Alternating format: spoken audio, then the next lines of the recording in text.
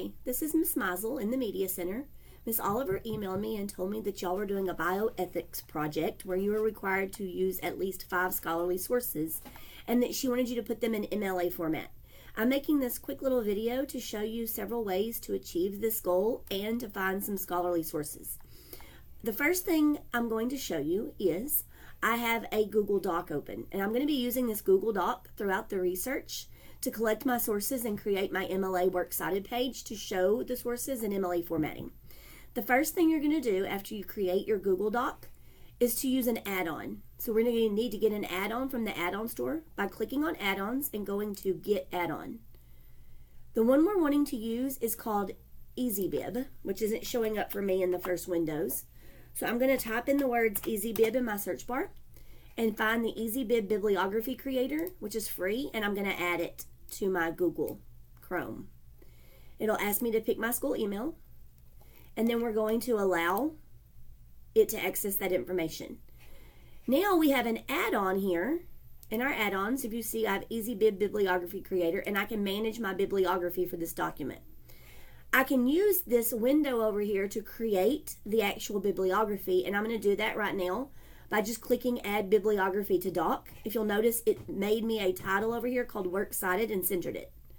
So I'll be using this document throughout my research to collect my resources. Okay, I also have 3 tabs open up here that I'm going to show you how to find some of your sources and then show you how to get them onto your MLA 8 Works Cited page. First, I'm going to try just a regular Google search. This is just regular www.google.com. And since y'all are doing a bioethics project, I'm going to do a massively wide search for just bioethics. I'm assuming you'll have more keywords for your search because you're probably doing a specific research project within the area of bioethics. So when I type for bioethics in Google, you'll notice I get 14,300,000 results, which is what I expect to happen. And I get my quick little Google fact sheet over here that gives me the bare basics about bioethics. I am going to click the news button because I would like to read articles that are written in magazines and newspapers about bioethics, some of these which might be considered scholarly. In fact, the very first one, BioEdge, is a magazine about cutting edge biology, and so I'm going to pretend that that's a source I want to use just for the sake of time. I'm going to open it. I'm going to see that this is an article written in February of 2019. It tells me where it appeared. I have a publication date. So I'm going to pretend this is one of the sources I want to use straight from Google. I'm going to copy the link to the article itself, and I'm going to go back to my bioethics research page. And on the bioethics research page, I'm going to click the website tab because that's what I have is a website link. And then I'm going to paste it, and I'm going to search for it. And this EasyBib add-on is going to find, you've heard, the article that I in fact wanted to use. So I'm going to select it. And I have the style set to MLA 8 because that's what you're supposed to be using. And so I'm going to add that to the document. And it takes the entire MLA citation and goes ahead and puts you in your Works Cited page for you in MLA formatted. So that's the first way you can find sources is just using your basic Google search. There are reasons you should be careful of using a basic Google search.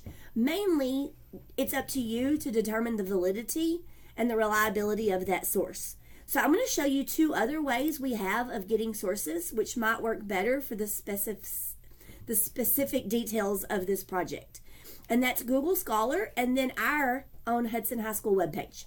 So first, let's do a quick Google Scholar search and let me remind you of what you have in Google Scholar to help you.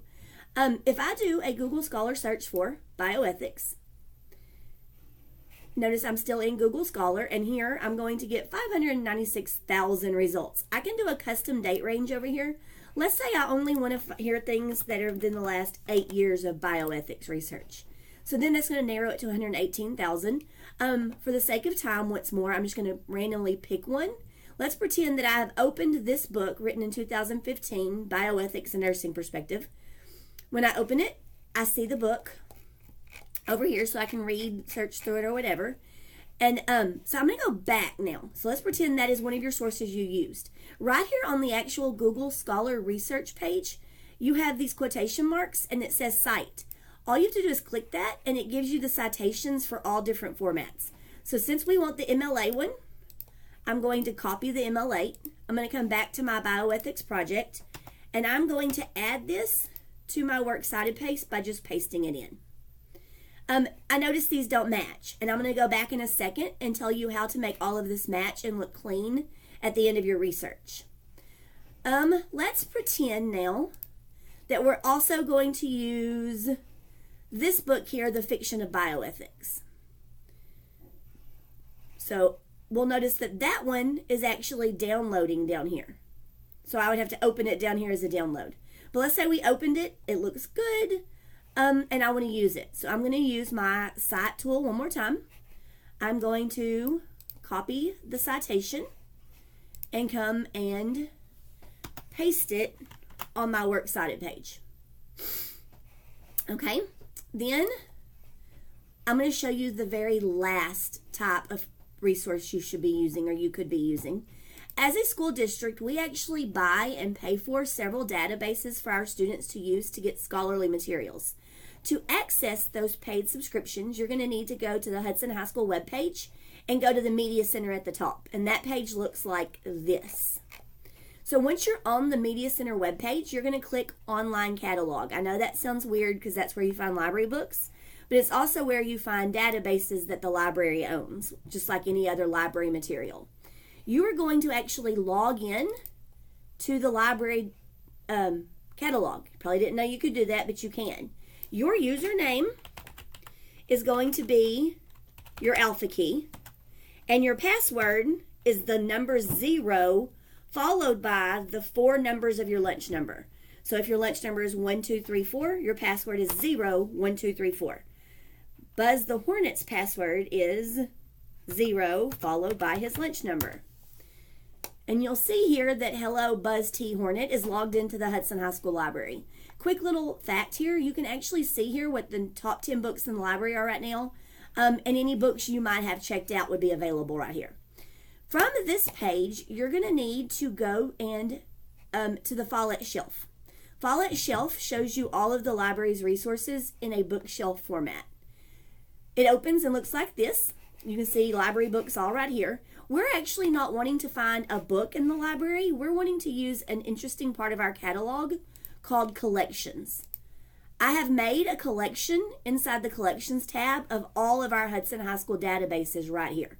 So you can click this database collection that you should show up and see all of the databases we own. And over here I even gave you a little hint that says if you aren't sure where to start, use the power search. So I'm going to click the Gale Power Search button, and I'm going to search in all of our Gale resources for bioethics.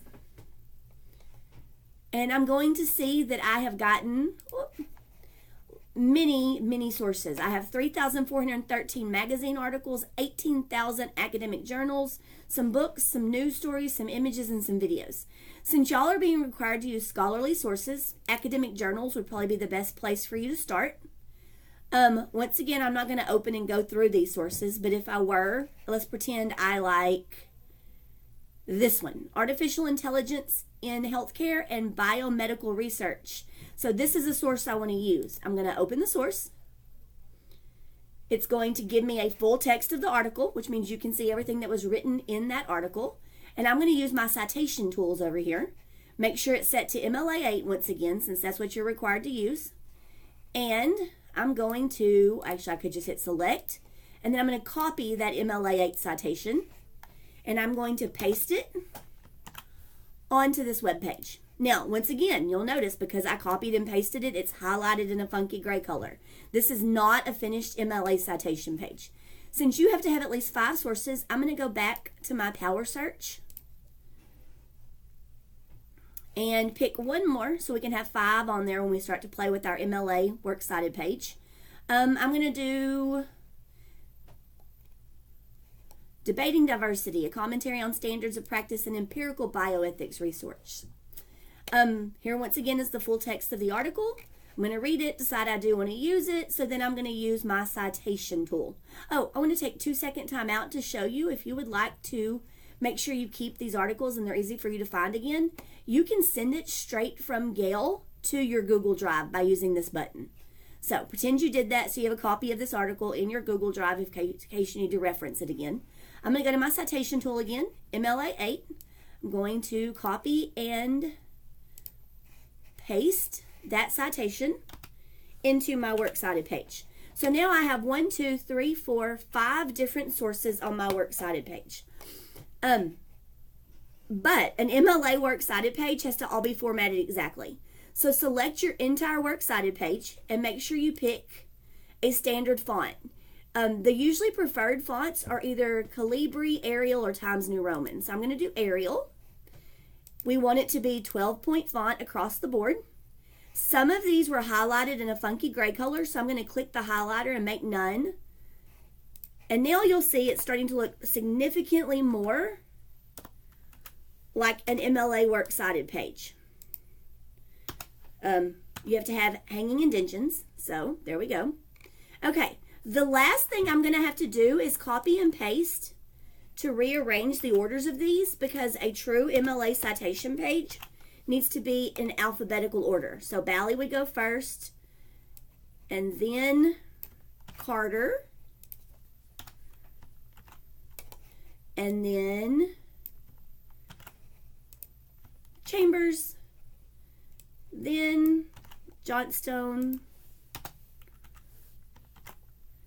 and finally, you've heard of the Wild East of Bioethics. What about the Wild West? The last thing I'm going to do is your hyperlinks should not be hyperlinked. So I'm going to remove the hyperlink so it's just a link. And the last thing I might do to this one, depending on how specific the MLA has to be, would be add this access date here. Since we access them all on the same date, I could just copy that from one citation and paste it onto that one. The purpose of the access date is so your teacher will know if the link doesn't work when she goes to verify your sources, that it might be because you accessed the source several weeks ago and maybe the website went down, or maybe the open access to that link has now gone away. That was a very quick run through of creating an MLA works cited page to use and or basic research strategies. If you have any questions or need any help with this project, please come see me in the library. I would love to help you do some research. Thanks.